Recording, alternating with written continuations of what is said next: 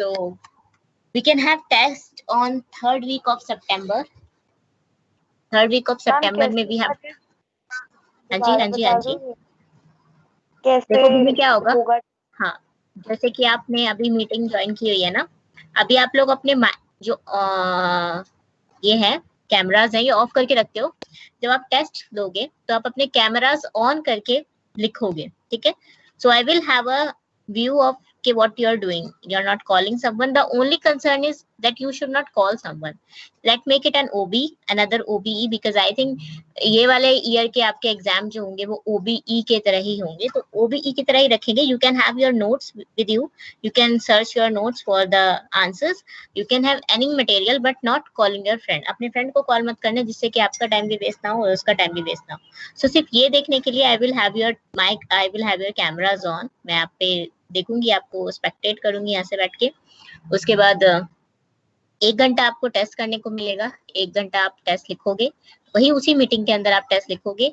मैं एक तरफ ये असाइनमेंट वाला ऑप्शन खोल दूंगी, तो जैसे ही आपका टेस्ट लिखा जाता है, आप चाहो तो उसको आप लैपटॉप पे भी लिख सकते हो, ठीक है. हैंड रिटन भी दे सकते हो, लैपटॉप पे भी लिख सकते हो, आपकी मर्जी है. तो जैसे ही आपने टेस्ट लिया, फोटो खींची, अपलोड किया, उसके बाद 1 hour and 15 minutes you will have for all that कि आपको टेस्ट करना है और 15 मिनट में आपको चीजें अपलोड करनी है, ठीक है. अपन उसके बाद हम टेस्ट खत्म कर देंगे, क्लास खत्म कर देंगे, and I will give you the marks, ठीक है. सो आई थिंक किसी को प्रॉब्लम नहीं होनी चाहिए. It will be an OBE for sure. I am thinking of I'm just confused between कि how many chapters I should give you, because अगर मैं आपको टेस्ट नहीं रखूंगी ना forcefully, some of you will never open your chapters till the end of the semester. कभी नहीं खोलोगे आप में से कुछ. So forcefully I have to make you start reading your chapters, start studying them sequentially, जिससे कि आपका हाँ पीछे खाना खत्म हो जाए, क्योंकि assignment is a different thing and test is a different thing. Test में बच्चा सब कुछ पढ़ता है, ठीक है. तो OBE के लिए भी अगर मैं आपको प्रिपेयर करूं एंड में, मैम कैमरा ऑन रखना होगा क्या? कैमरा ऑन रखना होगा, yes, so that you do not communicate with your friends, because I like your faces. I'm so obsessed with my students faces, so I will keep looking at you. 1 घंटा बैठ के नहीं हारूंगी सब. Ma'am आज का जो असाइनमेंट है कहाँ पे सबमिट करना है मैम? इसी पे? हाँ वो इसी पे करना है, मीटिंग पे ही करना है. उसका ऑप्शन आ रहा होगा ना सबमिट का. रमेश ने सबमिट भी कर दिया है. आ रहा है. आ रहा होगा. जैसे गूगल क्लास है उससे तो बेटर ही है, गूगल क्लासरूम से बेटर रेटिंग्स क्लास के मैटर में. so this is how we'll conduct this. हाँ चिराग, रात तक कर सकते हैं. सबमिट कैसे करने हैं वो जो 2 प्रोग्राम बोले थे असाइनमेंट के? जैसे आपने गूगल क्लासरूम में सबमिट किए थे ना. नहीं मैम वो ठीक है, टेक्स्ट में यार. हाँ एक ना वर्ड फाइल बना लेना, वर्ड फाइल में दोनों प्रोग्राम पेस्ट कर देना, ठीक है. जैसे कि अलग अलग फाइल बार-बार मुझे चेक. हाँ जी हाँ जी मैम हमने TXT में कर दिया है, वापस वो कोई प्रॉब्लम नहीं है. हाँ रमेश, मैंने तुम्हारे प्रोग्राम चेक भी कर लिए हैं. ओके. चलो 2 ही प्रोग्राम है इस बार तो. जैसे पिछली बार 4 प्रोग्राम थे ना, तो 4 file I have to check. So better होगा जब आपके पास एक से ज्यादा प्रोग्राम हो ना, तो उसको एक ही फाइल में नीचे नीचे पेस्ट कर दो, दोनों को पेस्ट कर दो. हाँ आई विल चेक. अभी 2 ही डाल दे तो. हाँ 2 ही डाल दो, अच्छा रहेगा. तो टेस्ट का सबको कोई प्रॉब्लम तो नहीं है ना? 20-22 बच्चे हैं, बाकी सबको कन्वे कर देना कि there will be a test, और टेस्ट देना कंपलसरी है. Maybe I will give. कौन सा टेस्ट? कब का test? Chirag, you just joined. Okay, no problem. No problem, Chirag. We are conducting a test on 3rd week of this September for an hour, and I'm still deciding over the syllabus whether I should give 2, 3, or 4. Whether I should give 2, 3. It will be a kind of an OBE, but try not to take too much from the notes. जितना आप खुद कर सकते हो उतना करना है. Still आपको कोई confusion होती है तो it will be an open book. So test होगा 3rd week of September में होगा. डेट आप डिसाइड कर लो. लैब्स के क्लास मत यूज करना. मंडे, वो वेंसडे या थर्सडे में से कोई भी एक डेट बता देना 3rd week of September की. या तो मॉर्निंग में टेस्ट रख लेंगे या आज वाले दिन पे टेस्ट रख लेंगे. मैम सिलेबस क्या बताया आपने? कभी नहीं बताया सिलेबस. यार मैं सोच रही हूँ 2 और 3. तुम लोग बताओ 2, 3 दे दूं या 2, 3, 4 भी दे दूं? मैम चैप्टर 2 और 3 सही है. 2 and 3 दे देती हूँ. हाँ ठीक है, 2 and 3 रखते हैं. चैप्टर को रख लो. 23rd of September. Let me check the date. Wednesday. हाँ 23rd को इज वेंसडे, ठीक है। तो 23rd सितंबर को फिर ये फाइनलाइज्ड हो जाएगा। 23rd September there will be a test of chapter 2 and 3 for an hour. You will get 1 hour to complete the test and 15 minutes to upload your answer sheets on respective portals. Portal हम यही वाला रखेंगे, Teams का ही रखेंगे, ठीक है। And it will be an OBE, so you will have the option of taking help from your notes or from your books or whatever material you have. But only thing prohibited is that you cannot ask your friend to help you. So for that reason, I will ask you to turn your cameras on so that I can have a look at you. I can also trust you, but I just have some trust issues. So I just need to keep looking at the people who are doing the exams. And once you turn your cameras off, I have a setting off that I can see all the students in my screen at a time. So the 23 test is final, chapter 2 and 3 is final, date Wednesday is final, time is final, duration is final, everything is final, so start preparing for it, ठीक है। In case कुछ ऐसा होता है कि बहुत ज्यादा किसी की ट्रेजेडी है या कुछ, तो you can communicate to me, I can conduct their test some other day. But बहुत ज्यादा ट्रेजेडी होनी चाहिए कि किसी की तबीयत खराब है या कोई नहीं दे पा रहा, नेट खराब हो रहा है, किसी का नेट चला जाता है कभी कभी, तो उस केस में we can shift their test. तो हार्ड एंड फास्ट रूल नहीं है, बट हाँ हो सकता है कि अगर सब बच्चों ने अच्छा से परफॉर्म किया तो I will keep this test for final assignment, final assessment. Final assessment के लिए भी इस टेस्ट को रख सकती हूँ। एंड बहुत लकी हो जो चैप्टर 2 एंड 3 में से असेसमेंट लगेगा, बाकी चैप्टर अब टफ होते जाएंगे। जैसे जैसे I will be finishing your chapters, I will increasing your syllabus for test और असाइनमेंट। तो chapter 2 and 3 are very scoring, अच्छे से पढ़ना। और फर्स्ट पहले ईयर्स के क्वेश्चन पेपर्स पढ़ लेना। आज या कल में मैं क्वेश्चन पेपर्स डालूंगी, जितने भी मेरे पास है देख लेना एक बार, तो उनमें से पढ़ना, उनमें से पढ़ लोगे टेस्ट पेपर कर लोगे, ठीक है। किसी को कोई डाउट टेस्ट से रिलेटेड, किसी को कोई शंका, किसी को कोई जाना है, किसी की शादी है, तो वो मुझे पहले, अभी कहाँ शादी हो रही है ना हो भी रही है तो हम नहीं बुलाए जा रहे हैं, हम we are not in that 50 important people. तो भैया मेरे को भी शादी में नहीं जाना है, तुम लोग को भी जाना है, तो शादी वाली तो चीज कैंसिल हो गई। नेट का इशू आता है तो वो देखा जाएगा उसी दिन। बाकी फिर सारे पूरा पढ़ना है, मतलब जो गाइडलाइंस में तो पूरा है ना वो, तो पीपीटी पूरा में ही कुछ है, छोड़ना है कि पूरा पढ़ना है? पीपीटी नहीं पूरा ही है। चैप्टर 3 तो पूरा ही है, चैप्टर 2 खाली 2.4 सेक्शन नहीं है उसमें से, बाकी 2.5 सेक्शन है और 2.1, 2.2 एंड 2.3 सेक्शन है, और 4 का 4.5 है। 4 का तो अभी बात ही नहीं करते। 3 तो पूरा है, 3 इज फुल, तो पीपीटी भी फुल पढ़नी है।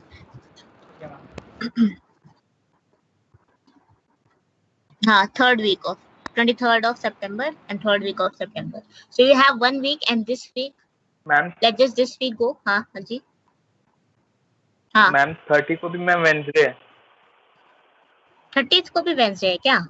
अरे but I don't want to drag it to the 4th week ना, that's why I'm not taking test on 30th.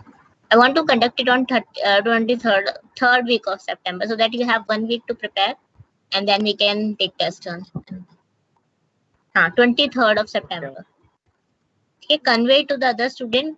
There are some students like एक तो अभिषेक कंडारी है शायद, और एक आपका मुकेश है, उनका मैं केस बाद में हैंडल कर लूंगी, उनसे असाइनमेंट वगैरह ले लूंगी, वो लोग क्लास नहीं ज्वाइन कर पाते हैं। बाकी सब आने चाहिए। There should be 42 students in the test, unless and until they have some tragedies with them. Okay.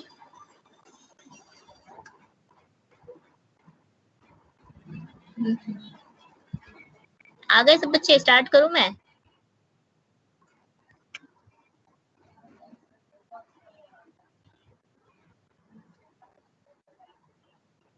छोटा सा ही सेक्शन पढ़ाऊंगी मैं आज, आपको ज्यादा नहीं पढ़ाऊंगी, मैं बहुत जल्दी भाग रही हूँ। ऐसे तो मेरा जल्दी से खत्म हो जाएगा, फिर I have to leave classes blank. जितना होगा, जितना पढ़ेंगे, एक सेक्शन पढ़ेंगे, एक सेक्शन हम कल करेंगे, 6 चैप्टर पढ़ेंगे, ठीक है। Let's wait for 5 more minutes and then we'll start the class. I will put an official statement of test on Teams, making sure that everyone knows, and no one should come to me that they didn't know about that. I will not take that excuse at all. मैं बिल्कुल consider नहीं करूंगी। 0 mark होगा जिसका absent है, except Abhishek Kandari, I guess, and Mukesh. Except for these 2 people, no one's else excuses will be accepted. There should be not any. और आप ही का भला है, अभी से ही रीडिंग करना शुरू कर दोगे तो एंड में अच्छा रहेगा। बाकी सब सब्जेक्ट्स का सही चल रहा है? मैम सब ऐसे ही वो भी भाग रहे हैं सारे सब्जेक्ट। यार मैं यही नहीं चाहती कि मैं भागूं, मुझे ऐसा लग रहा है मेरे चैप्टर बहुत जल्दी खत्म हो गए, मतलब 3 चैप्टर्स ना, they were so huge chapters and I just finished them in a month because इस समय पता है क्या, online classes, because you don't have an option of ma'am हम उसमें लगे हुए हैं, उसमें लगे हुए हैं, इस कमेटी में काम कर रहे हैं, तो you don't have option of bunking the class, otherwise people would bunk the class and then I'll have to reschedule my chapters again, so वो वाला केस ना थोड़ा खत्म हो गया है, इस वजह से चैप्टर्स बहुत जल्दी खत्म हो गए ना, I don't want to that, I don't want to do that कि मैं एकदम से सारी चीजें खत्म कर दूं। मैम आप किसी दिन बोल देना हम बंक कर लेंगे। बंक करने में तो कोई प्रॉब्लम नहीं है, तुम मीटिंग ऑन करके भाग जाओ। मीटिंग ऑन करके भाग जाओ, वो तुम्हारी अटेंडेंस में लग जाएगी सर। भागता कोई नहीं, सब सो जाता। मैम यहाँ तो मतलब फिर भी ठीक है, लेकिन सिस्टम प्रोग्राम में तो सर पूछते हैं नाम, सबका नाम पूछते रहते हैं, यस सर बोलना पड़ता है उसमें तो। अच्छा, अरे फिर तो मुझे भी ये करना चाहिए। चेक करते रहो, पता नहीं सब सो जाते हैं। मैं सबसे पहले हर्ष प्रीति का नाम लूंगी, वो मुझे दिखता ही नहीं है बहुत सारी क्लासों से। देखो कहाँ रहता है ये लड़का? अश्विन सो जा भाई अभी।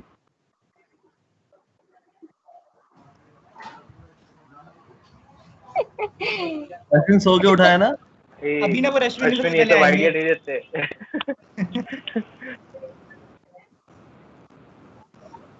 अश्विन तो हाईलाइट, वो कहते हैं स्पॉटलाइट में होता है, वो नहीं बंक कोई कर भी सकता। नाम मिले तो अश्विन तो है ही, अश्विन बोल देना अश्विन उसे। फर्स्ट।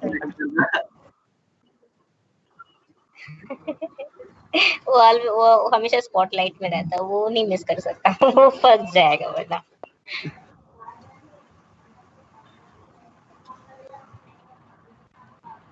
Coming in 2 minutes.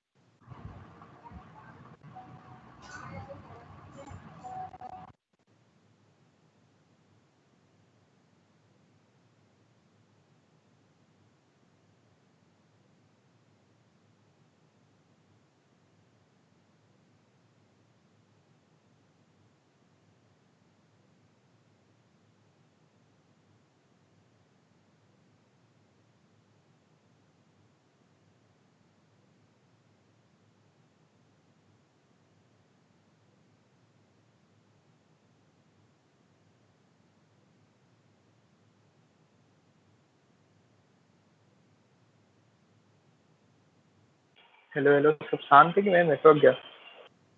नहीं, सब शांत है। Thank God.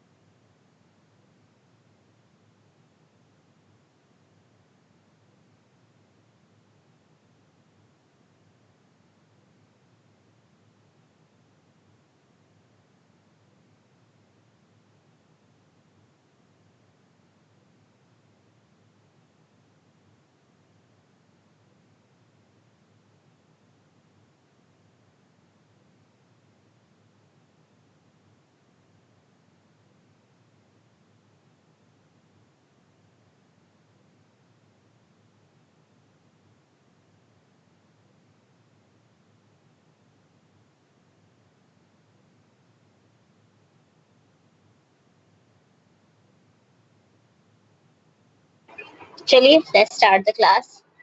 जितने बच्चे आ गए, ठीक है, कितने बच्चे आए वैसे? 25।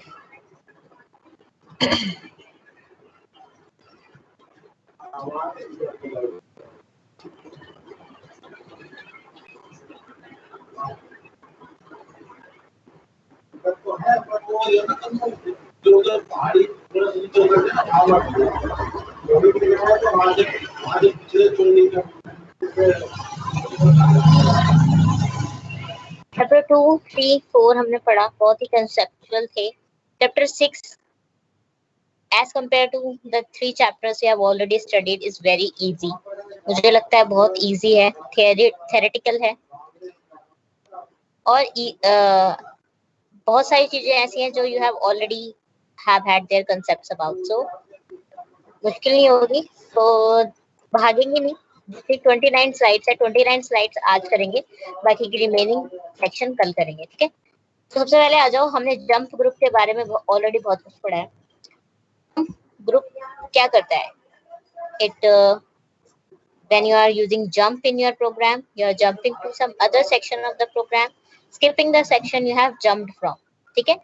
आपने जंप किया, किसी सेक्शन पे आप जंप कर गए, किसी अभी जो आपका अभी जिस प्रोग्राम जिस इंस्ट्रक्शन पे थे उस इंस्ट्रक्शन से जब आप किसी दूसरे इंस्ट्रक्शन पे जंप करते हो तो you skip the all the instruction that you have jumped through.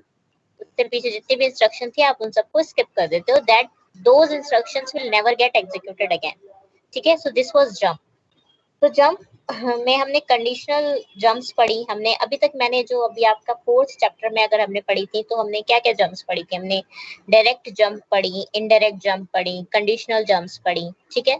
तो डायरेक्ट और इनडायरेक्ट जंप की जब हम बात कर रहे थे तो डायरेक्ट जंप के केस में हम जो हमारा एड्रेस था वो डायरेक्ट प्रोवाइड करवा रहे थे कि दिस पर्टिकुलर एड्रेस पे मुझे जंप करना है, ठीक है। इनडायरेक्ट के केस में हम उस एड्रेस को किसी पर्टिकुलर रजिस्टर में सेव करके फिर जंप करवा रहे थे, ठीक है।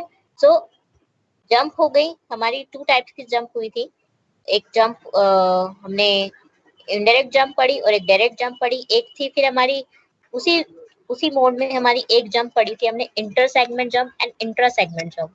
इंटर सेगमेंट जंप वाज की jump where you can jump from one code segment to another code segment, जहाँ पे आप एक सेगमेंट से दूसरे सेगमेंट में जंप कर पा रहे थे। इंट्रा सेगमेंट जंप्स आपकी वो थी जहाँ पे आप सेगमेंट के अंदर ही कहीं भी जंप कर पा रहे थे, ठीक है। तो आज हम इनडायरेक्ट डायरेक्ट को दोबारा नहीं पढ़ेंगे, आज हम इंट्रा सेगमेंट और इंटर सेगमेंट जंप्स को दोबारा थोड़ा एक्सप्लेन वे में पढ़ेंगे। तो इंटर सेगमेंट जंप में आपके पास होती है इंटर सेगमेंट और इंटर सेगमेंट जंप में you have 3 types of jump, short jump, near jump and far jump.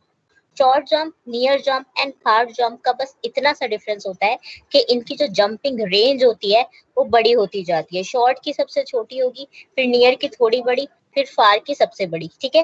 दूसरे वाले आ जाओ अनकंडीशनल जंप्स में। 3 टाइप्स ऑफ जंप्स होती हैं।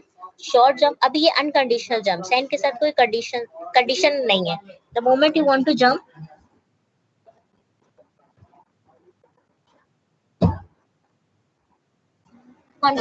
यू कैन जंप, ठीक है।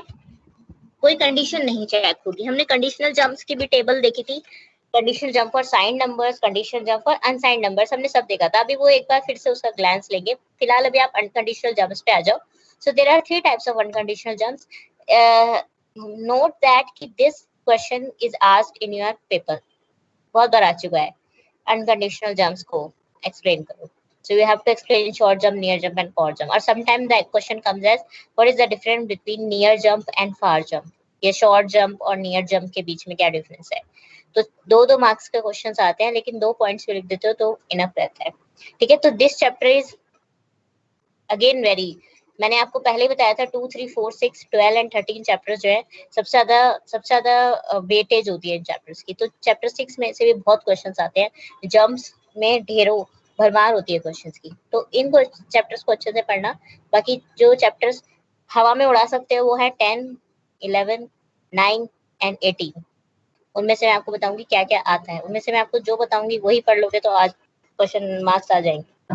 बट ये चैप्टर्स ऐसे जिसमें से पूरा चैप्टर पढ़ना बहुत इंपॉर्टेंट है। So come to the unconditional jump once again. There are 3 types of unconditional jump, short jump, near jump and far jump. The only difference between एक सेकंड,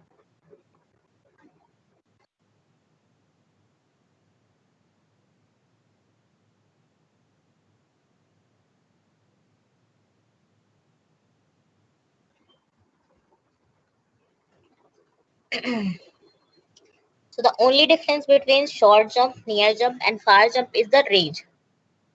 जब हम शॉर्ट जंप की बात करते हैं तो it's a 2 byte instruction. First difference, it's a 2 byte instruction. Near jump is and far jump is a 5 byte instruction.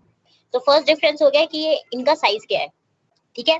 Second difference हो गया, 2 नंबर से ज्यादा में नहीं पूछेगा, अगर इनका डिफरेंस पूछेगा तो और अगर 3 नंबर से ज्यादा भी नहीं पूछेगा, 3 या 4 में से अगर अनकंडीशनल जंप्स की एक्सप्लेनेशन मांगेगा तो उसी हिसाब से आपको तैयार करना है। तो short jump is a 2 byte instruction जिसमें you can jump from +127 to -128, ठीक है। इतनी रेंज में आप +127 से -128 के रेंज में आप जंप कर सकते हो with in a code segment. So code segment में भी, पूरे कोड सेगमेंट में you don't have the option of jumping, you have a certain range with in that code segment also, ठीक है।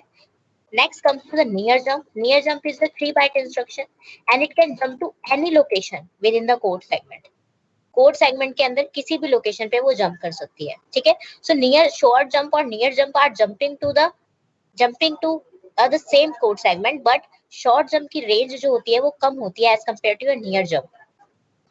Near jump can jump to any location in the code segment, but short jump can jump within this particular range, इस range में ही jump कर सकती है। सो पूरा code segment उसके लिए ओपन नहीं होता, ठीक है। When it comes to the far jump is a 5 byte instruction and it can jump to any memory location, किसी भी मेमोरी लोकेशन में विद इन रियल मेमोरी, किसी भी मेमोरी लोकेशन पे जंप कर सकती है, दैट इज किसी भी कोड सेगमेंट में जंप कर सकती है, ठीक है। तो शॉर्ट एंड नियर जंप को हम इंट्रा सेगमेंट जंप्स भी कहते हैं एंड फार जंप को हम इंटर सेगमेंट जंप भी कहते हैं। क्वेश्चन ये भी आता है difference between intra segment jumps and inter segment jumps.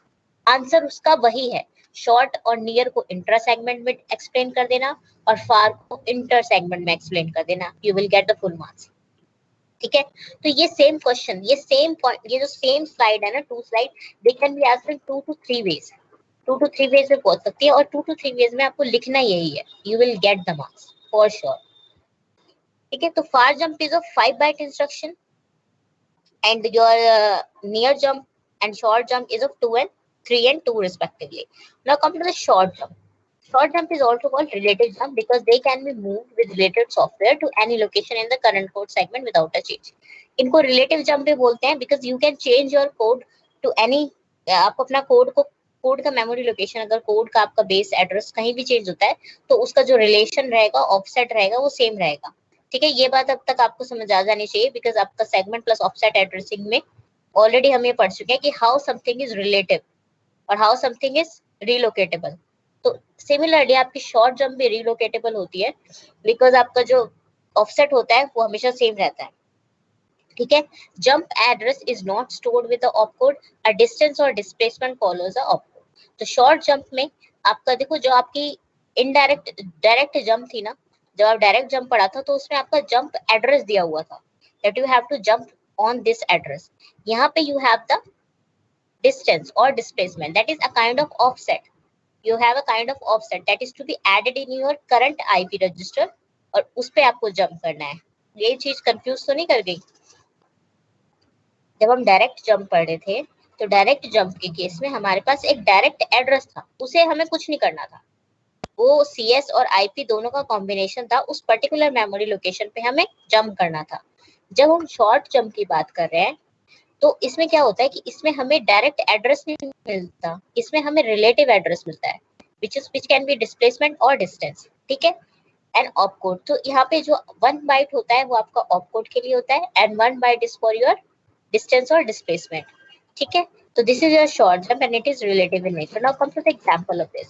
For example, this is your jump, 1 byte for your opcode, 1 byte for your distance and displacement. Now this आपका जो system है वो अभी इस वाले इंस्ट्रक्शन पे है, so your IP must be having this. IP में 1002 होगा because IP always hold the address of the next instruction. अब it's asking you to jump to the 4 bytes. 4 byte आपको जंप करने को वो बोल रहा है, तो आप IP में क्या करोगे? 4 ऐड करोगे। IP में जब आपने 4 ऐड किया यू गेट 0006, तो यानी आप 1006 पे जंप कर गए। ये समझ में आया? देखो आपके CS में 1000 है, IP में 002 है बिकॉज आपकी ये वाली इंस्ट्रक्शन अभी एग्जीक्यूट हो रही है, ठीक है, आपकी ये वाली इंस्ट्रक्शन एग्जीक्यूट हो रही है, तो आपका IP में नेक्स्ट इंस्ट्रक्शन का एड्रेस होगा विच इज दिस 100002। जब आपने 002 IP से लिया और आपने जंप देखा कि जंप करना है, दैट मीन्स मुझे इस नंबर को 002 में प्लस करके करंट IP एड्रेस में डाल के, करंट IP कंटेंट में प्लस करके मुझे एक नई लोकेशन पे जंप करना है। So when you add 04 to IP, you get 0006. When you add it to CS to get your desired effective address, you get 1000CX, you jump to here. Now all these instructions which fell here will be skipped. ये सारी instruction skip हो जाएंगी, ये दोबारा से आपकी execute नहीं होंगी. ठीक है, किसी को डाउट है यहाँ पे? डाउट है तो पूछ लो, और अगर नहीं है तो देखो एक बार कि समझ आ रहा है कि नहीं.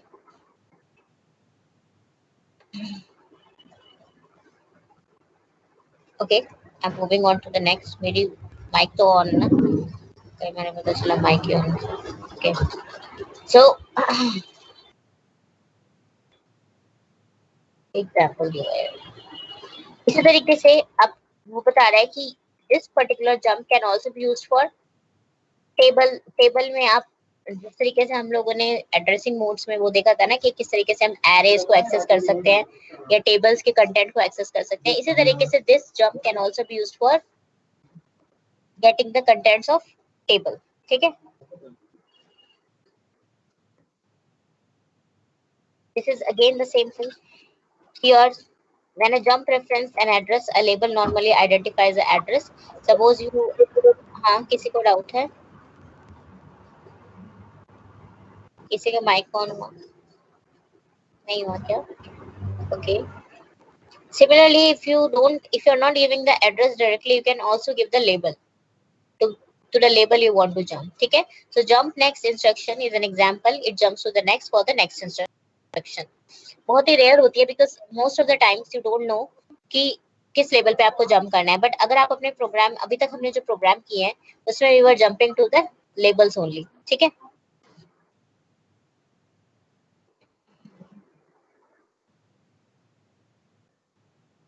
The same example. ये एग्जाम्पल एक बार देख लेना, बाकी आपके प्रोग्राम में already we have used jump with the labels. नहीं समझ में आया तो मुझसे पूछना. Next come to the near jump. Near jump is far more convenient to the short jump because near jump में we have this provision of jumping within any location in the current code segment. आपका एक code segment कितने bytes का होता है? 64 के bytes का real memory में. ठीक है, अभी we are talking of the real memory. तो रियल मेमोरी में if you have a near jump which can jump from +32k to -32k anywhere, so उसकी रेंज है -32k से +32k, that is 64k in total. So 64k तो आपके code segment का size है. This is how near jump allows you to jump to any memory location in your current code segment. ठीक है, and in case of 8 protected mode और 80386 के अलावा जहाँ पे आपके कोड सेगमेंट का साइज बड़ा हो जाता है, वहाँ पे your near jump can allow you to jump from plus to minus 2g segment 2g bytes. ठीक है, और उससे प्लस माइनस 2g बाइट्स मतलब 4g बाइट्स, क्योंकि आपका 80386 में आपका कोड सेगमेंट जो है it can be 4g bytes. So with the help of near jump you can also jump with in any location of 4g byte code segment in your 80386 and above microprocessors. ठीक है, तो words थोड़े से अगर confusing हो गए तो मैं फिर से एक बार बताती हूँ. नियर जंप की जो रेंज होती है it is +-32k, that is in total 64k. और रियल मोड की अगर बात करें तो एक कोड सेगमेंट 64k का होता है. तो जिसका मतलब ये है कि नियर जंप की हेल्प से हम एक कोड सेगमेंट में कहीं भी जंप कर सकते हैं when we are exercising in real mode memory. ठीक है, अगर जब हम प्रोटेक्टेड मेमोरी की बात करें 80386 से ऊपर के माइक्रोप्रोसेसर्स की बात करें तो नियर जंप जो है वो हमारी +-2g की रेंज में कहीं भी जंप कर सकती है. That is 4g bytes, or 4g byte is the size of again a code segment in your protected mode or 80386 से above microprocessors का. So near jump can anywhere, कहीं भी, चाहे आप उसको यूज करो, चाहे आप उसको रियल मोड मेमोरी में यूज करो, चाहे प्रोटेक्टेड मोड मेमोरी में यूज करो, वो it will allow you to jump within any location, jump to any location within a code segment. ठीक है, here जंप जो है वो 3 बाइट इंस्ट्रक्शन है जिसमें आपका 1 बाइट का ऑपकोड होता है और 16 बिट का डिस्प्लेसमेंट होता है. अगेन बहुत ध्यान देना कि it's only a displacement, a relative address, direct address नहीं है, रिलेटिव एड्रेस है. रिलेटिव एड्रेस जहां जहां आपके पास होगा you have to take that address, add it to the IP, jump to the effective address. ठीक है, ठीक है. Now come to the example of this. Now you have jump 0002. ठीक है, you have 3 bytes of jump. आप अभी आपका cursor यहाँ पे है, तो आपकी नेक्स्ट इंस्ट्रक्शन आईपी में नेक्स्ट इंस्ट्रक्शन का एड्रेस कुछ इस तरीके के स्टोर होगा 0003 स्टोर होगा. ठीक है, अब हमें जंप करना है तो we have to add this displacement to the current IP address. Current IP address में 003 है, हमने जब उसमें 002 डाला तो हमारा हो गया 005. 005 को जब हमने कोड सेगमेंट में ऐड किया 10 अपेंड करके तो we got 1005 and we jumped to here, skipping everything that came in between this. ये सब कुछ स्किप करके वी जंप टू हियर. ठीक है, कोई confusion? I think it was same ही चीज थी.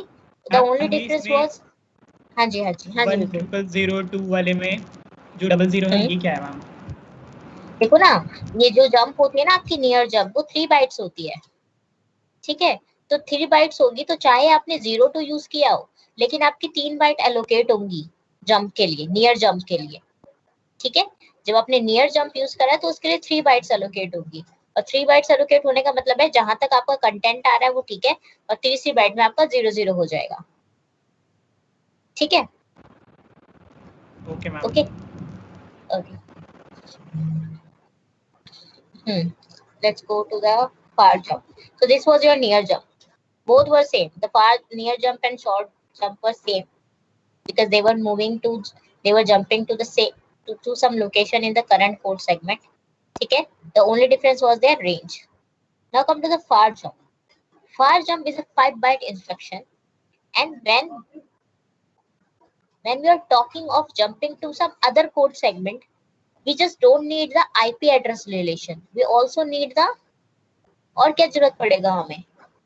अगर मैं किसी और कोड सेगमेंट में जा रही हूँ तो एक आईपी एड्रेस तो चलो ठीक है, उसके अलावा मुझे क्या जरूरत पड़ेगा उस कोड सेगमेंट में जंप करने के लिए? कोई बता सकता है? I need 2 addresses for that in that case. Her code segment का अपना अलग एड्रेस होगा, बेस एड्रेस. ठीक है ना, हर सेगमेंट का अपना अलग बेस एड्रेस होता है. अगर मेरे प्रोग्राम में 2 कोड सेगमेंट है तो दोनों कोड सेगमेंट का बेस एड्रेस अलग होगा, वो किसी सेगमेंट में होगा, वो किसी सेगमेंट में स्टोर होगा.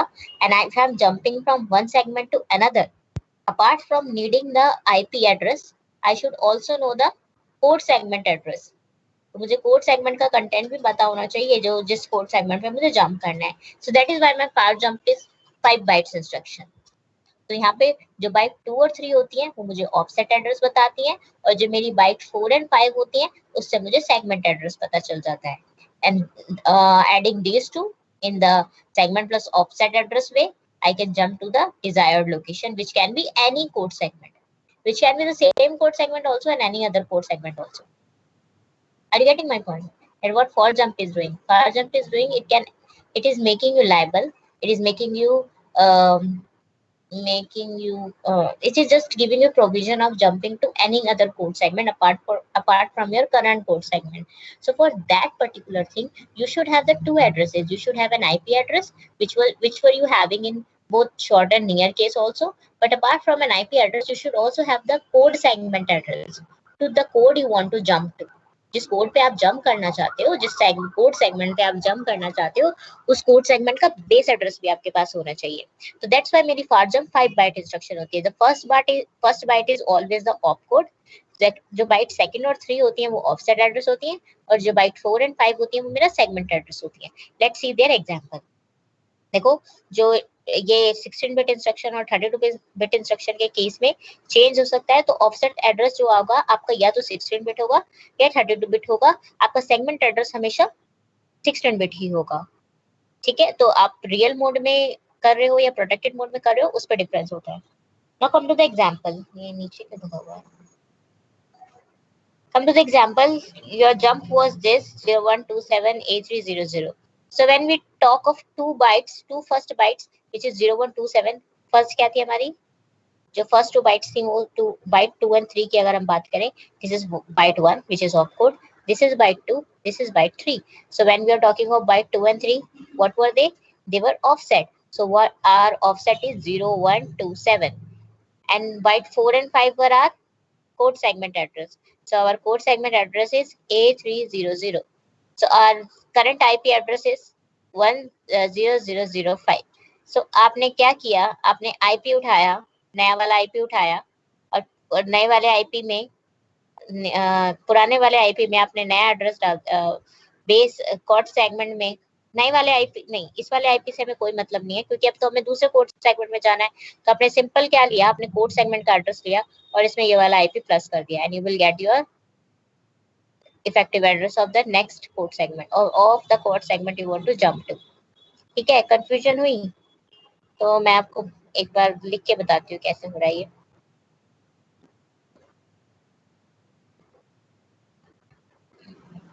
देखो, जब कहाँ गया,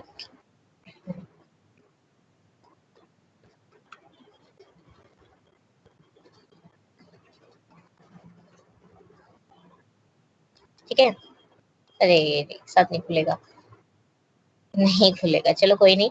देखो, जब आपका आईपी जब आपने किसी और सेगमेंट कोड सेगमेंट और किसी और कोड सेगमेंट के किसी पर्टिकुलर लोकेशन पे जंप करना है, so you have to change both your CS and IP content. So अभी मेरा सीएस एंड आईपी क्या है, मुझे उससे लेना देना नहीं है।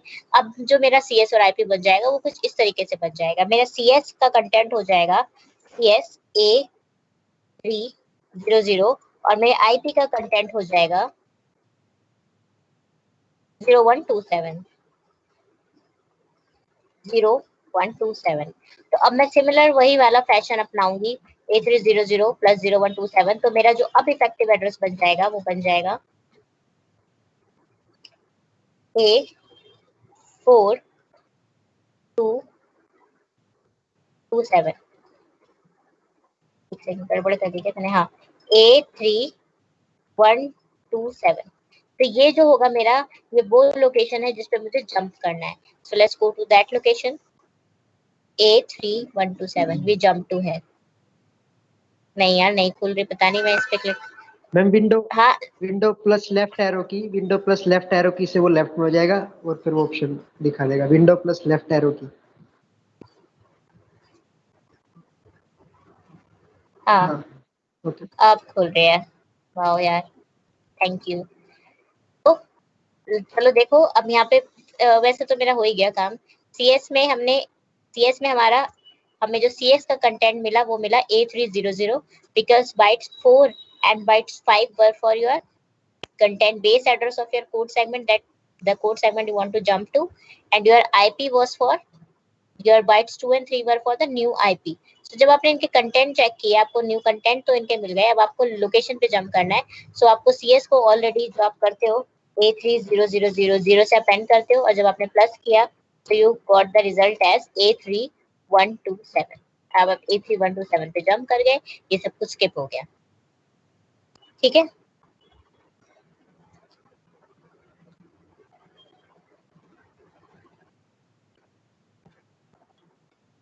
इस तरीके से आपका फास्ट जंप काम करती है। कोई कंफ्यूजन?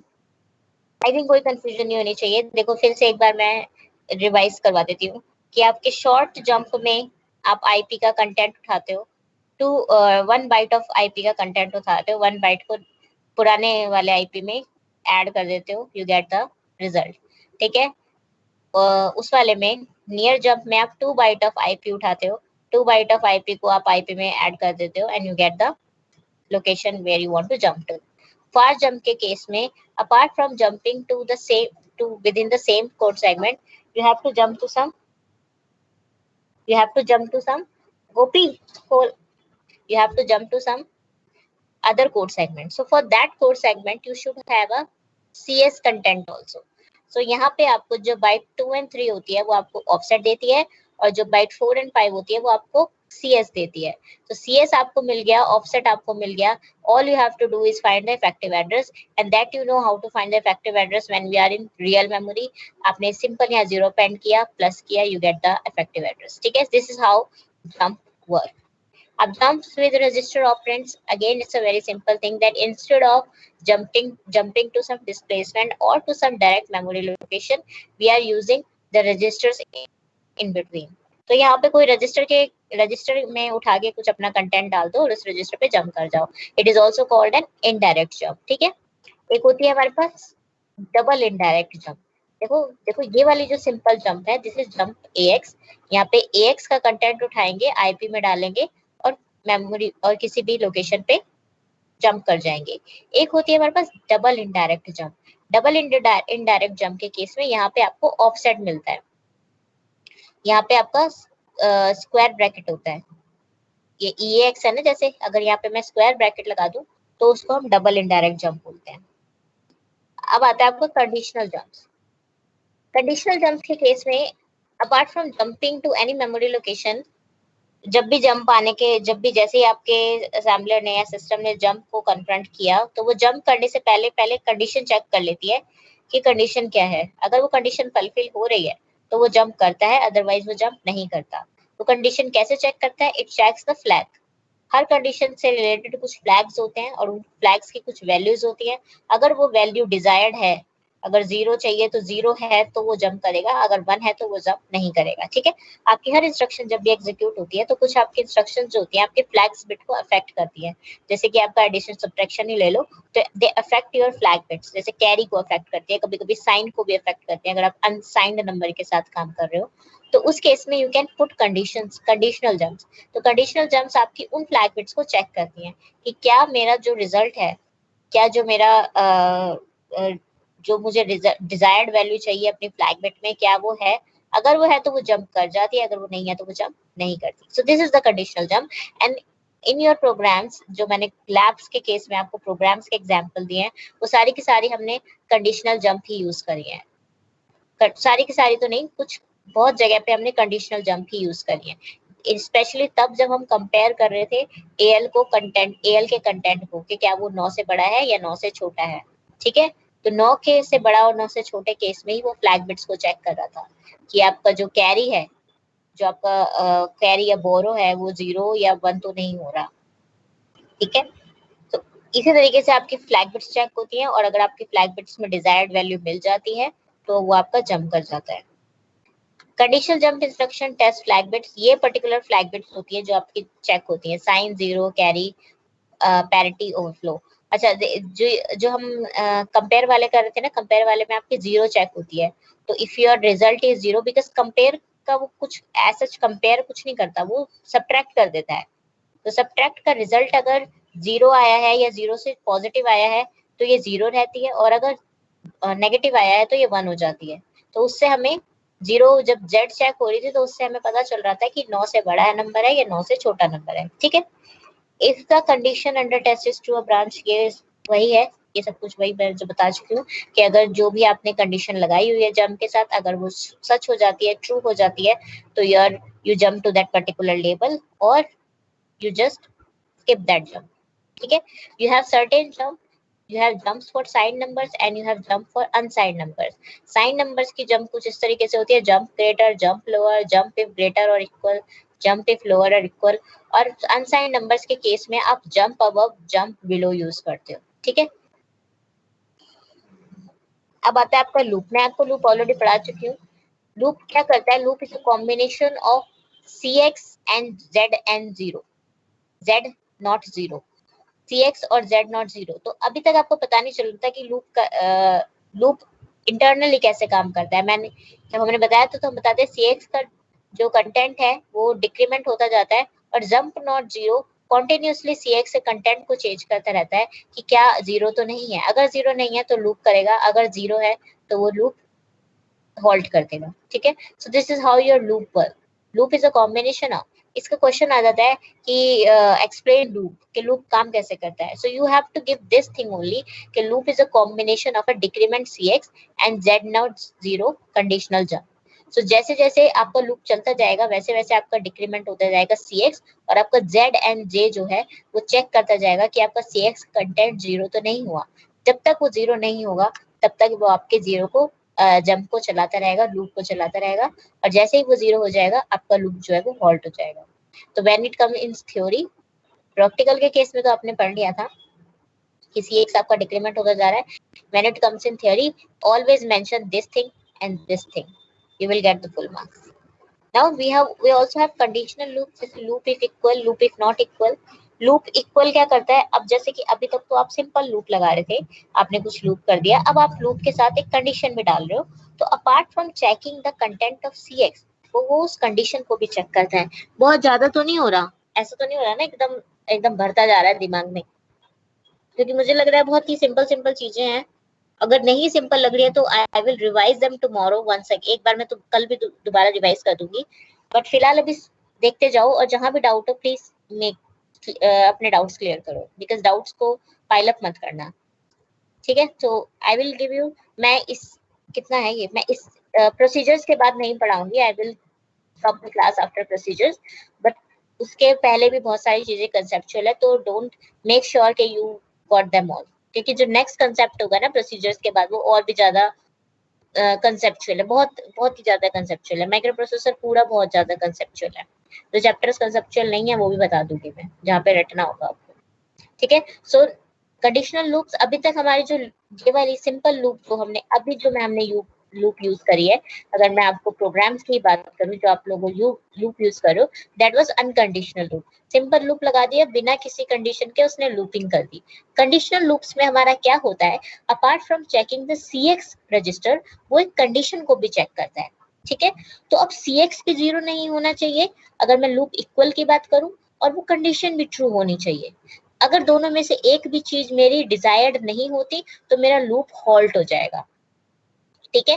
सपोज मैं एक कंडीशन चेक करवा रही हूँ और मैं CX को तो चेक कर ही रही हूँ, तो अगर मेरा CX 0 हो जाता है तो भी लूप हॉल्ट हो जाएगा, और अगर मेरी कंडीशन फॉल्स हो जाती है तो भी लूप हॉल्ट हो जाएगा, ठीक है। तो दोनों में से एक भी चीज अगर मेरी डिजायर्ड वैल्यू नहीं देती है मुझे, तो मेरा लूप हॉल्ट हो जाएगा। So loop, conditional loop मेरा तभी चलेगा when my condition will hold true and my CX content will not be 0, ठीक है। So that is my loop equal. So my condition should be true, exist, and my CX should not be 0. Then my loop equal will continue working.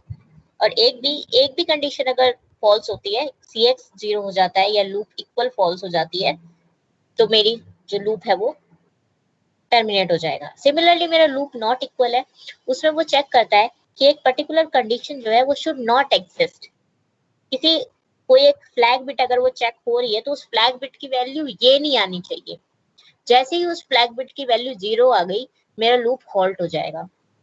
या फिर flag bit की value 0 ही 1 ही रहे सारे और CX की value 0 हो जाती है तो भी मेरा लूप हॉल्ट हो जाता है, ठीक है। सो दोनों का काम ऑलमोस्ट सिमिलर है, एक केस में आपकी कंडीशन एग्जिस्ट करनी चाहिए, एक केस में आपकी कंडीशन एग्जिस्ट नहीं करनी चाहिए। तो in this way you can have your loop conditionally, आप कंडीशंस के थ्रू लूप काम करवा सकते हो, ठीक है। सो this is your loopy and loop any. Question इस पे भी आ जाता है, what is loopy and loop any. ये चैप्टर 6 ऐसा है जिसमें से आप ढेरों क्वेश्चंस देखोगे क्वेश्चन पेपर्स में से, ठीक है। अभी तो और भी आगे conceptual questions आएंगे, ठीक है। So this was all with our loop and everything, conditional jump, indirect jump। अब आपको कुछ टर्म्स बहुत अच्छे से क्लियर हो जाने चाहिए, डायरेक्ट जंप, इनडायरेक्ट जंप, ठीक है। फिर आता है आपका segment, inter segment jump and intra segment jump, फिर आता है आपका short jump, near jump and far jump. ये सब एक तरीके से ये सारे सिमिलर ही हैं, बट आपको क्लासिफाई करना आना चाहिए इन टर्म्स में। इन टर्म्स में क्लासिफाई करना बहुत इंपॉर्टेंट है, बिकॉज क्वेश्चन ऐसे ही आते हैं, एक ही जंप में से 10 तरीके के क्वेश्चन पूछ लेते हैं, ठीक है। So you should be very clear with your terms के you should know indirect jump, you should know direct jump, you should know short jump, far jump, near jump, inter segment jump and inter segment jump. Inclusive है ये चीजें, intersecting है। अगर when we talk of inter-segment jump, we are only talking of short, far and near jump, but we should know them by terms के terms के through हमें पता होना चाहिए कि क्या jump क्या कर रही है। फिर आता है conditional jumps, nobody will ask you about conditional jumps, कोई definition नहीं पूछता, but you should know। then we come with a loop and conditional loops। Question आ जाता है यार, लूप पे मैंने क्वेश्चंस देखे हैं, लूप पे भी देखे हैं और कंडीशनल लूप्स भी देखे हैं, और काउंटर रजिस्टर पे भी मैंने क्वेश्चंस देखे हैं। तो when we talk of counter register की व्हाट काउंटर रजिस्टर का क्या सिग्निफिकेंस होता है, you can give this significance of counter register and you will get the full marks. Next come to the procedures. अब आ जाओ प्रोसीजर्स पे। After procedures, I'll stop the class. I will teach you till procedures only. Procedures तक ही पढ़ाऊंगी आज आपको. तो procedures हमने कितनी बेसिक से बेसिक लैंग्वेजेस हैं, हम सब में प्रोसीजर्स या फंक्शंस जो है वो पढ़ते आ रहे हैं. प्रोसीजर्स क्या है? It's a set of certain statements which is performing some specified task. कोई एक पर्टिकुलर या स्पेसिफिक टास्क को परफॉर्म करने के लिए कुछ हमारे स्टेटमेंट्स हैं, उनका अगर हम कलेक्शन करके नेम देते हैं उन्हें, तो उसको हम प्रोसीजर, फंक्शंस या मॉड्यूल्स कहते हैं. ठीक है. इसी तरीके से हमारे असेंबली लैंग्वेज में भी प्रोसीजर्स होते हैं. You know how to define procedures. And कैसे करते हो, डिफाइन कैसे करते हो, प्रोसीजर्स आपको पता है. अब हम पढ़ेंगे प्रोसीजर्स काम कैसे करते हैं. So when we compare a procedure with a jump, can anybody tell me कि प्रोसीजर और जंप में क्या डिफरेंस होता है?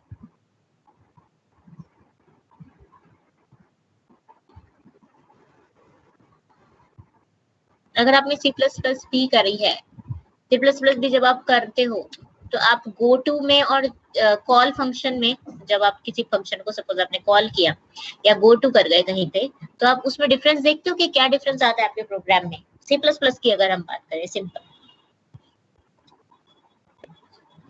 थिंक फॉर, मतलब आपके प्रोग्राम एग्जीक्यूशन में कैसा डिफरेंस आता है?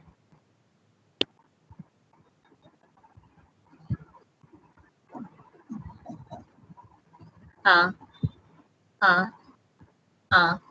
फिर उस करंट प्रोग्राम का क्या होता है जिससे आपने कॉल किया होता है उस प्रोसीजर को, फंक्शन को?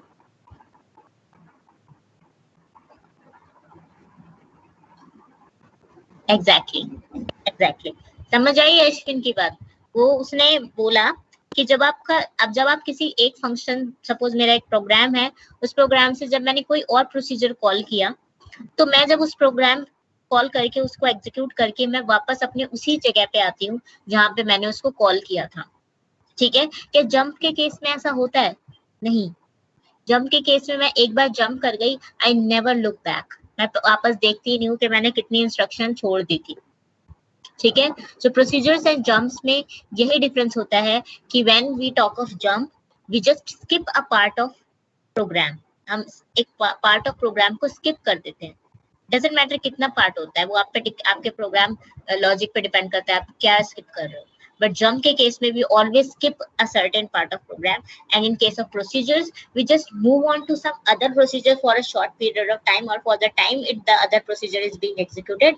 But when the execution of that particular procedure is being done, we move on to the same procedure, same line from where we left in the current procedure. ठीक है. Procedures का यही होता है कि आपने फंक्शन कॉल किया, वो फंक्शन इंप्लीमेंट हुआ, उसने एग्जीक्यूशन हुई, एग्जीक्यूट होने के बाद आप वापस वहीं पे आ गए जहां से वो फंक्शन कॉल हुआ था, उसकी नेक्स्ट इंस्ट्रक्शन से. ठीक है. सो this is how your procedures and jump differ करते हैं.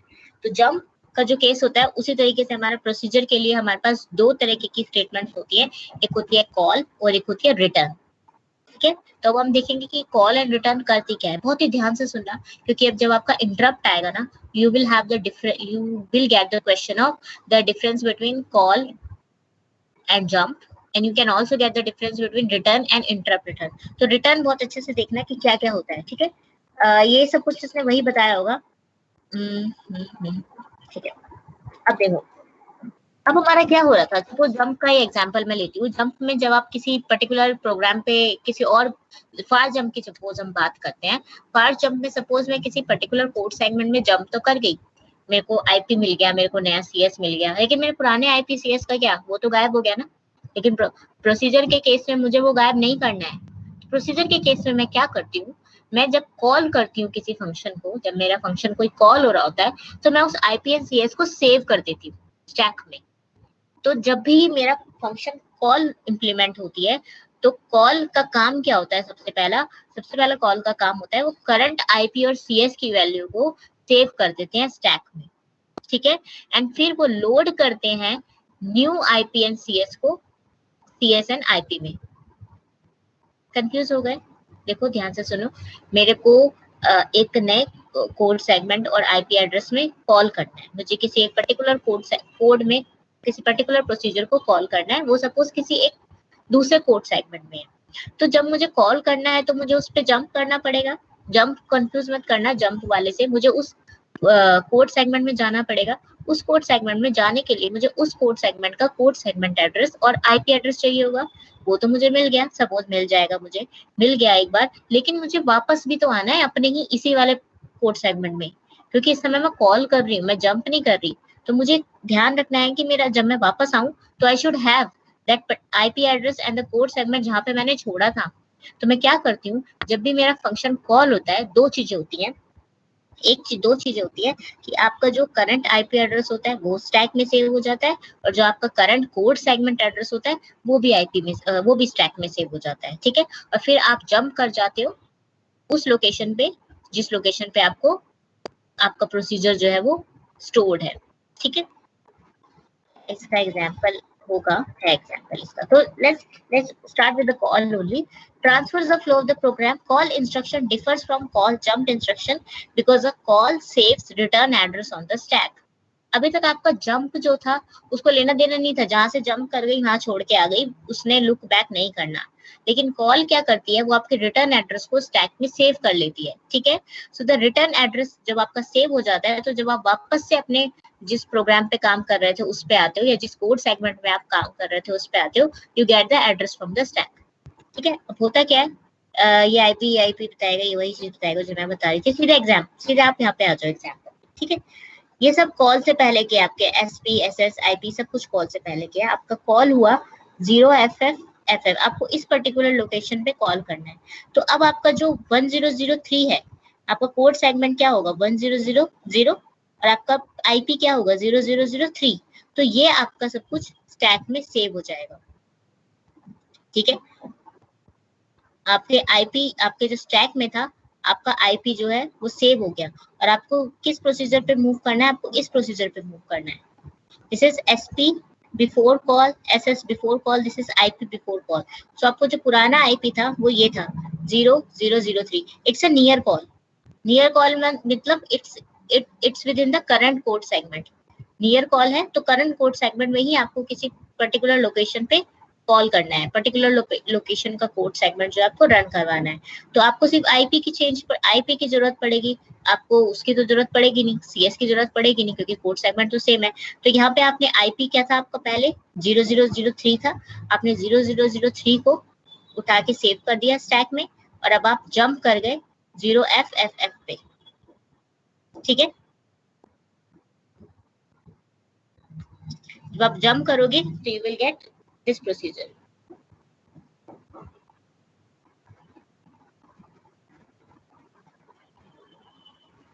कोई कंफ्यूजन?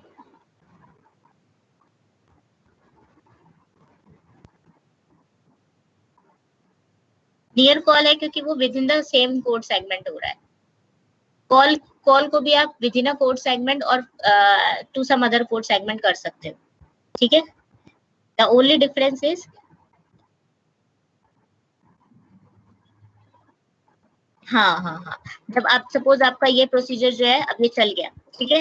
अब आपका प्रोसीजर जो है वो चल गया, अब आपको रिटर्न करना है। उसके लिए आपके पास कमांड होती है RET। देखो आप कभी भी, आपने सिर्फ हमेशा अभी तक आपने प्रोग्रामिंग किया है, आपने सिर्फ प्रोसीजर बनाया है, आपने कभी भी कॉल या रिटर्न अपनी तरफ से कॉल नहीं किया, वो सब असेंबलर का काम होता है। तो असेंबलर जो है वो प्रोसीजर्स को दो स्टेटमेंट के थ्रू चलाता है, एक होता है कॉल, एक होता है रिटर्न। तो कॉल के केस में वो आईपी एंड सीएस या रिटर्न एड्रेस को सेव कर लेता है, एंड न्यू एड्रेस को सीएस एंड आईपी में डाल के जंप करता है। और रिटर्न के केस में वो पुराने जो सेव्ड एड्रेस था उसको वापस से स्टैक से उठाता है, फिर से आईपी एंड सीएस में डालता है and jump to that location.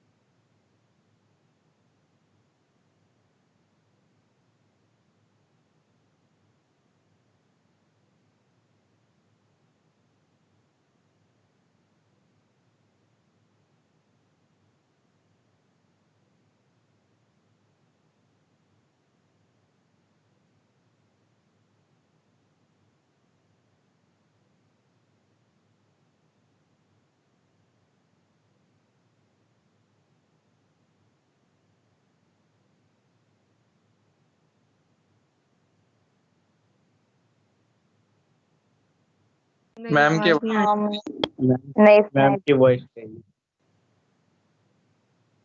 मैंने वही सोच के दोबारा से रिकनेक्ट किया है, मेरे को लगा मेरा गया। चोमो बोला था।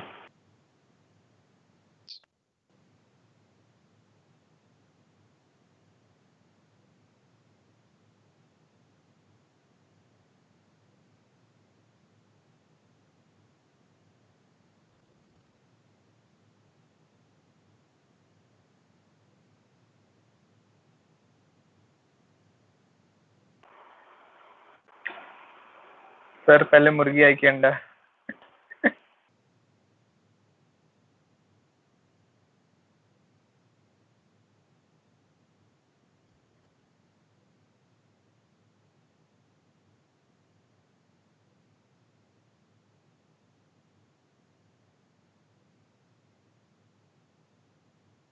सर गलती से नो हो सर, गया बस सर, सर गलती से हो गया सर, माफ करना, मुंह से निकल गया मेरे।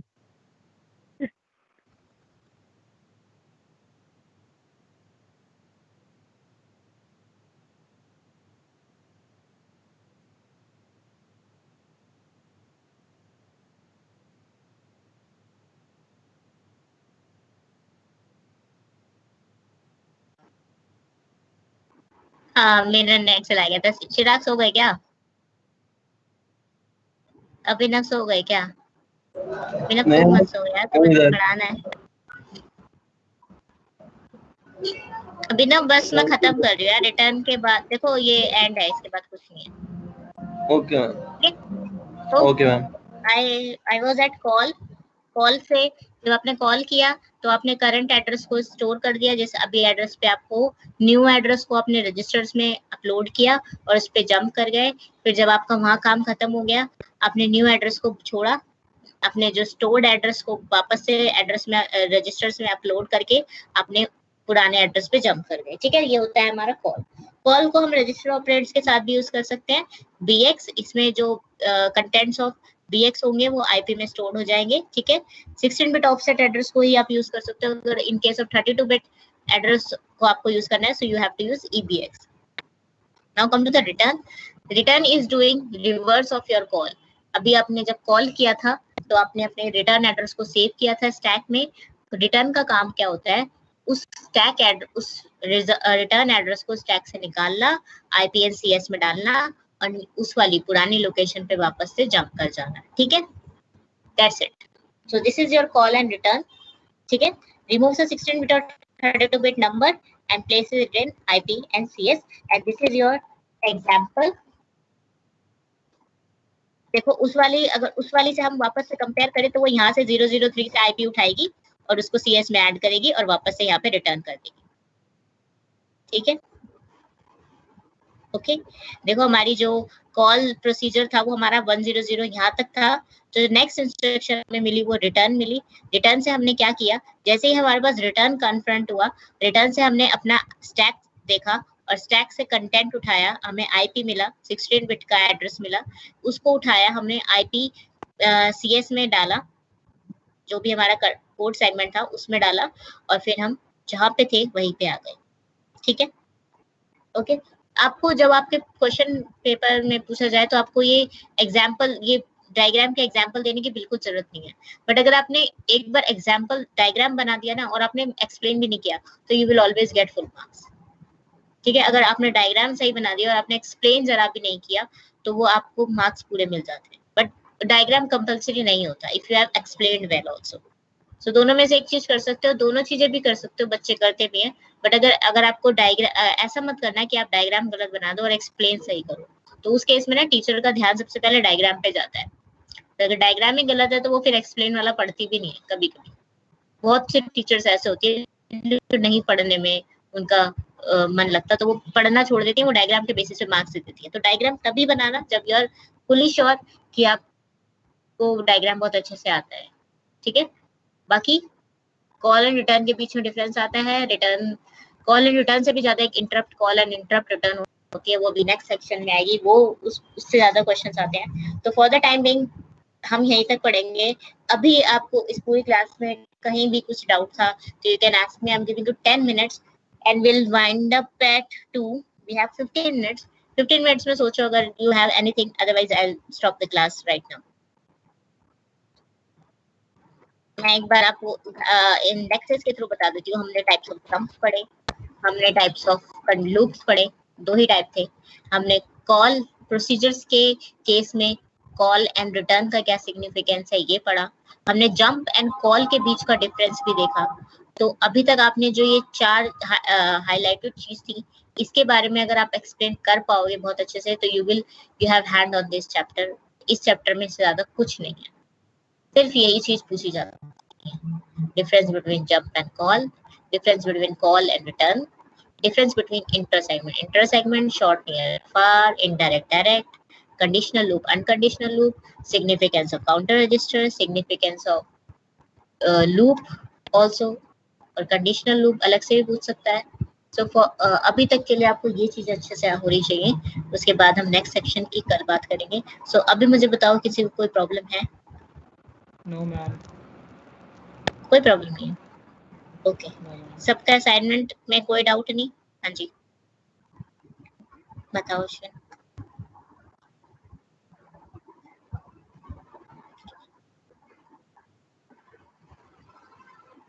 मैं करके दिखाऊं दोबारा से?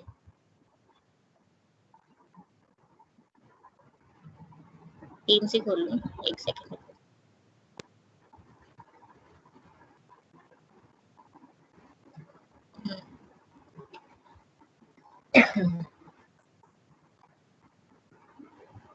हाँ 4 डिजिट का डिविजन। मेरा ना नेट चला गया था बीच में, ये मेरे फोन का नेट चल रहा है, बहुत स्लो चल रहा है। ठीक है, प्रोग्राम टू डिवाइड।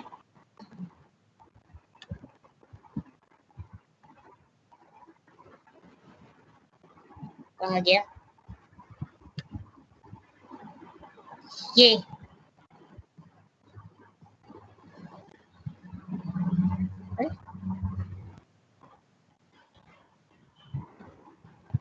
हाँ देखो ये, हाँ हाँ ये किया, ये किया, यहाँ पे आ गया।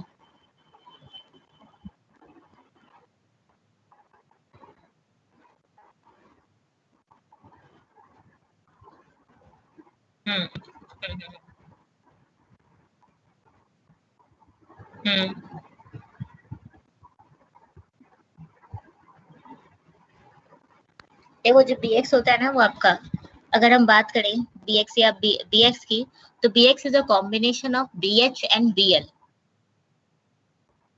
bx is a combination of bh and bl।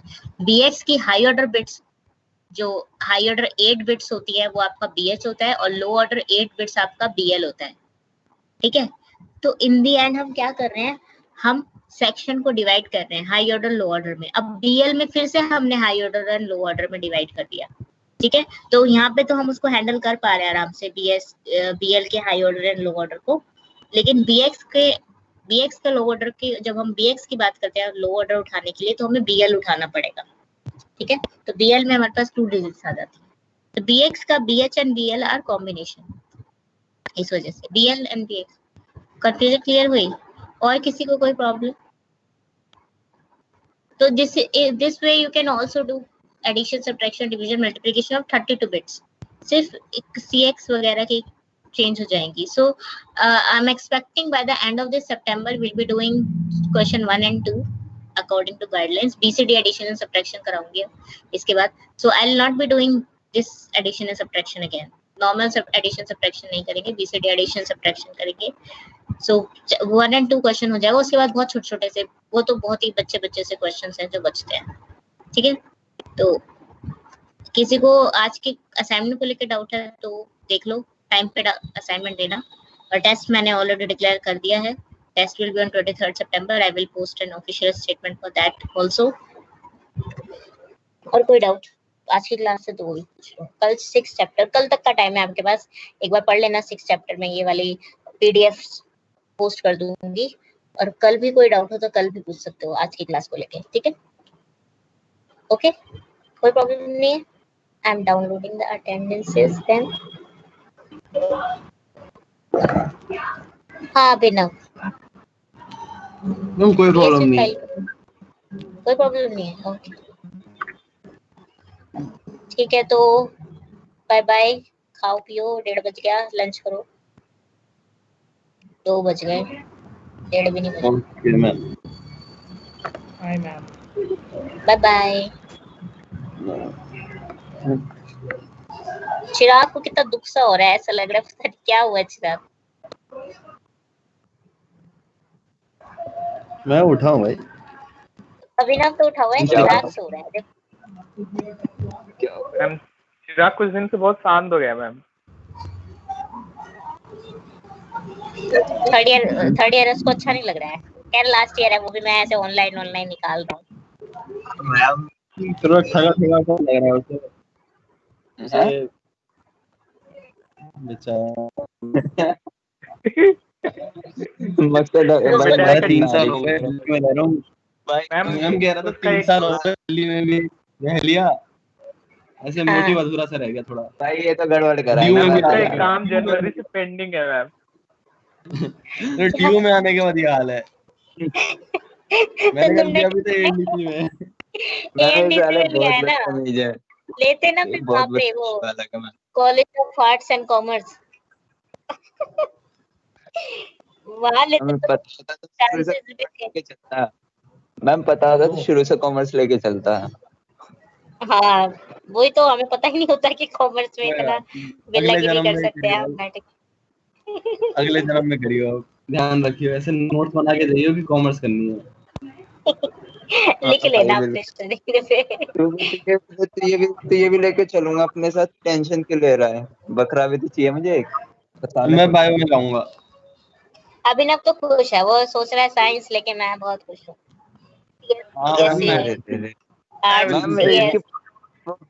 आपको पोस्ट दिखाऊंगा, जितनी खुशी देखना आप इसकी, कितनी खुश है ये, खुश है ये। क्या हुआ? मैं दिखाऊंगा, स्क्रीनशॉट दिखाऊंगा तेरे को। लड़कियों वाली हरकतें बंद कर दे पहली बात तो। क्या लड़के लोग नाच रहा है क्या वो कल्ला करके? नहीं पता नहीं मैम स्क्रीनशॉट ले लेता है मैम, ब्लैकमेल करता है मैम। होती है ना स्क्रीनशॉट लेने की, ऐसे स्क्रीनशॉट लेके बैठा है, पता नहीं क्या। पता भी नहीं है क्या है बड़ा आजकल का। मैंने बोला भाई मैं स्क्रीनशॉट लेके दिखाऊंगा, अब कहते और कैसे दिखाऊं तुझे मैं, क्या भेजा है तूने? पता नहीं क्या भेजा है भाई, तू ही जा। जज साहिबा ये देखिए स्क्रीनशॉट।